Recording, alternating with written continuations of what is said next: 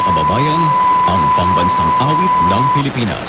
Bayang magiliw, pelas ng silanganan, alab ng puso, sa dibdib mo'y buhay.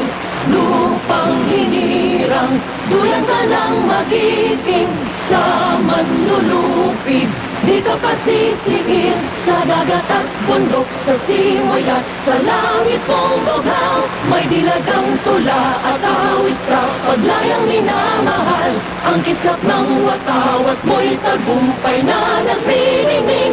Ang bituin at araw niya kailan pa may di magdidilim. Lupa ng araw ng walhati pagsinta, kulay langit sa piling mo. Aming ligaya na pag may mga api ang mamatay ng dahil sa'yo.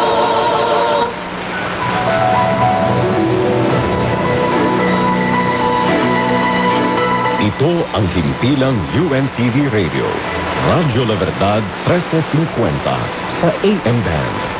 Ang Radyo La Verdad ay isang commercial broadcast station na sumasahimpapawid sa lakas na 10 kilowatts na may permit bilang BSD-0384-2024 REN, license number 2633, at may visa hanggang December 31, 2027.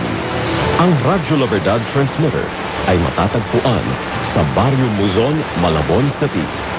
Ang Radyo La Verdad 1350 ay nasa pangangasiwa at pangangalagang teknikal ng mga sumusunod na electronics and communication engineer, electronics technician, at NTC First Class Radio Telephone Operator na sina Engineer Adrian P. Acid na may TCE license number 54469, Darrell E. Akuin, Electronics Technician na may ACT license number 13295, at Roger M. Arcano, First Class Radio Telephone Operator na may NTC license number 23-1PNCR-27160.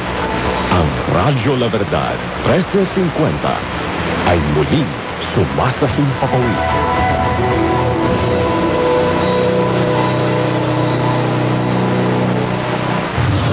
Radyo La Verdad 1350, ang UNTV Radio.